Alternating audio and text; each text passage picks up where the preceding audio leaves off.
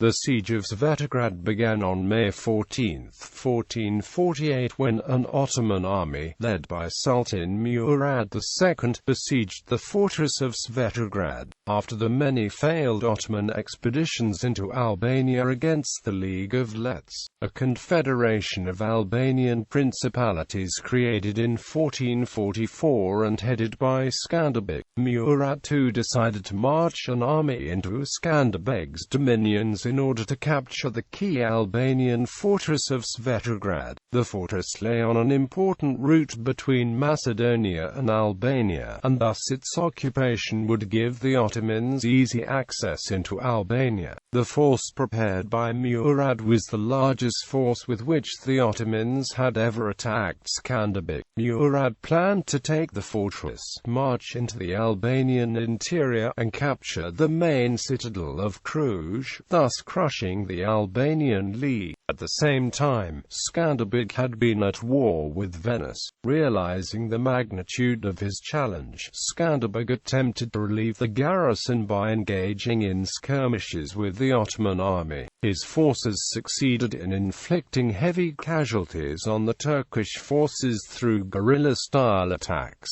Efforts were made by Skanderbeg to use intelligence forces operating as far as Constantinople to gather information on Murad's plans of action. Meanwhile, near Scutari, he had been able to defeat a Venetian force and managed to considerably weaken the Venetian presence in Albania. Despite these efforts, on July 31 the garrison of Svetigrad surrendered due to a cut-off in the water supply to Svetigrad. The garrison was spared and a force of Ottoman janissaries was stationed inside the fortress instead. 2 years later, Murad would march against Cluj, only to suffer a heavy defeat. Prelude. In 1444 the major princes of the Albanian Principalities, which up to that point had been vassals of the Ottoman Empire, united and formed the League of Lezhë, an anti-Ottoman confederacy under Skanderbeg's lead.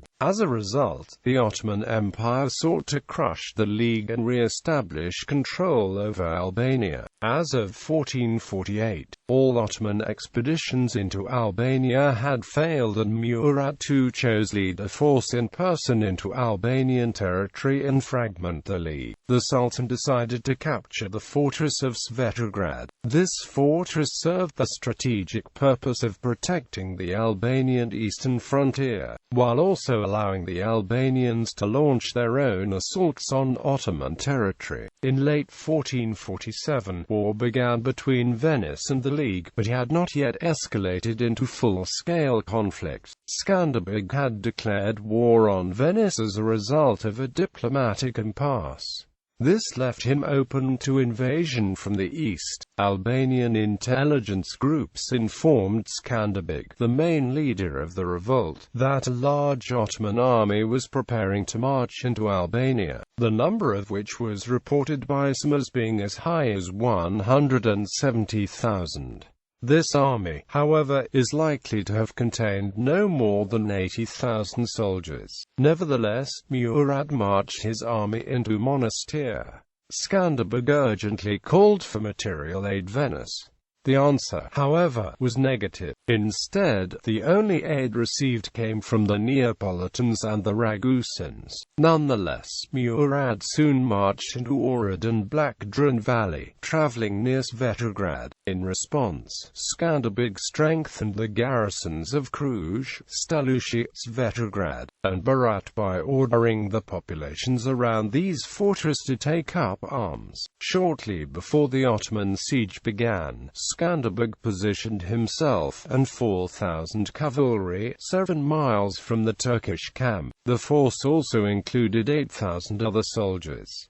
Skanderbeg ordered that no campfires should be lit in order to keep his position secret. Moisa Arianat Golemi and Musaka of Angelina were ordered, with 30 horsemen, to dress as peasants and enter the fortress. The plot was discovered, however, and the company was attacked, but the attackers were driven off. Upon returning to the main Ottoman camp, one of the commanding pashas saw that this was one of Skanderbeg's plots and sent 4,000 3,000 horsemen to find out where Skanderbeg was camping by. Following Moise's band, Moise led the Ottoman force into a valley, and Skanderbeg, who was ready for such an enterprise, surrounded the valley with his forces. When the Ottoman force was within distance, the Albanians sprung the ambush and the Ottoman force was annihilated. This happened on May 14, 1448, after which Murad ordered the siege to begin. Siege. Ottoman arrival. Murad's force contained approximately 80,000 men and 2 cannons, which could fire 200-pound balls.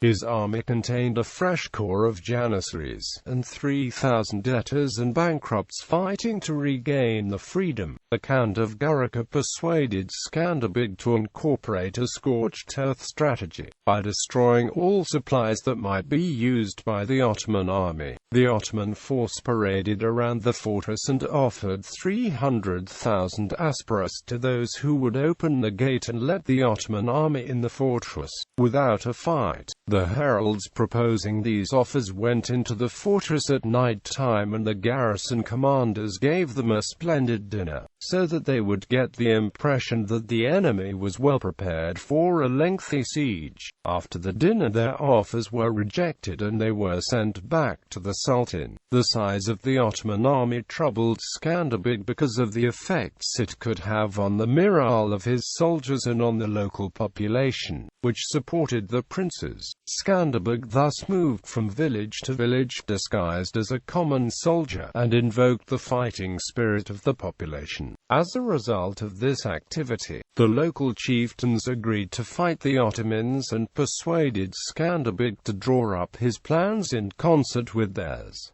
Albanian guerrilla attacks. To relieve the garrison of Svetigrad, Skanderbeg continually harassed the Ottoman army. Many of these attacks had been surprise ambushes of isolated Ottoman forces. Hoping to evade Ottoman patrols, Skanderbeg moved towards the Ottoman camp. On June 22, Skanderbeg led a night attack on the Ottoman camp which disillusioned the Ottoman soldiers who had been expecting a quiet campaign. Soon after, when the besiegers were taking their afternoon naps, Skanderbeg sent Moses with some men, again dressed as peasants, inside the Ottoman camp to reconnoiter for a future assault. Skanderbeg spoke to his troops, encouraging them not to take booty from the camp, as this might give the Ottoman forces time to react and launch a counterattack. At night, the Albanians launched their attack, but the noise of the armor and the neighing of the horses inhibited a complete surprise. The periphery of the camp was thrown into confusion, but the bulk of the Turkish troops gathered and organized themselves,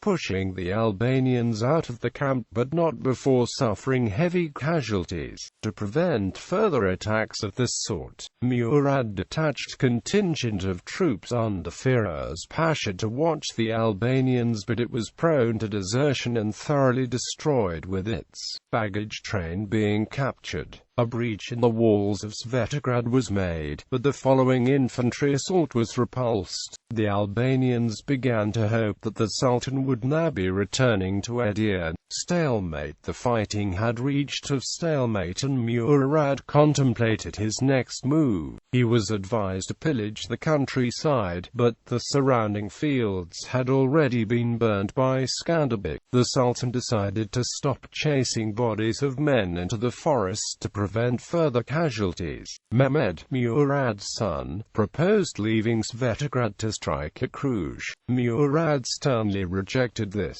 reasoning that the supplies to take Svetigrad would have been wasted and that Cluj would be more strongly defended than Svetigrad. The Sultan thus decided to remain at Svetigrad in an attempt to starve the garrison into submission. Meanwhile, the garrison under the leadership of Peter Pernita made several successful sorties against the Ottomans, in order to ease the encirclement and strengthen his soldiers' morale. Surrender of the fortress. While campaigning against Venetian forces, Skanderbeg managed to inflict a serious defeat on July 23, 1448. seriously weakening Venetian power in Albania. The siege of Svetigrad continued, however, and Maran Balti writes that the Ottomans bribed a soldier to throw a dead dog into the well of the fortress, forcing the garrison to refuse to drink out of it. It is more likely, however, that the Ottomans had cut off the water supply and induced the garrison to surrender. Given the circumstance, Perlita promised to surrender if the garrison were allowed a safe passage through the Ottoman lines. Prince Mehmed suggested that the garrison should be promised safe passage and then massacred, but Murad rejected his son's proposal, in fear that the rebellion would only be intensified through such an act. He decided to instead return the garrisoning force to Skanderbeg. On July 31, 1448, the garrison of Svetigrad surrendered. Aftermath. Once the fortress had been captured, Murad placed his own garrison of Janissaries and ordered his men to repair the walls. Perlita and his soldiers came to Skanderbeg, begging for mercy. Skanderbeg pardoned his soldiers for the surrender and even thanked them for holding out for as long as they did. Skanderbeg continued to shadow the Ottoman army as it headed back home in the hopes of dealing some serious damage, but his forces were not strong enough to risk provoking them. In October of the same year, Murad managed to inflict a serious defeat on John Hunyadi's forces in Kosovo. Skanderbeg had planned to join Hunyadi's offensive with 20,000 men, but he was not able to get there in time due to Murad Brankovic blocking the roads to Kosovo. The loss of Svetigrad allowed the Ottomans easy access into Albania from the northeast. They could now launch 3 coordinated invasions from south, southeast, and northeast into Albania. A few weeks after the siege, Mustafa Pasha led 15,000 men into Albania, as requested by Skanderbeg's Venetian rivals, only to be heavily defeated with Mustafa being captured. Skanderbeg tried to regain Svetigrad the next year, but he did not have the proper artillery to do so. He surrounded the fortress, but he realized that his position was hopeless and lifted the siege. In early 1450, the Turks would take Berat through a nighttime stratagem, and later that same year, Murad would besiege Cluj.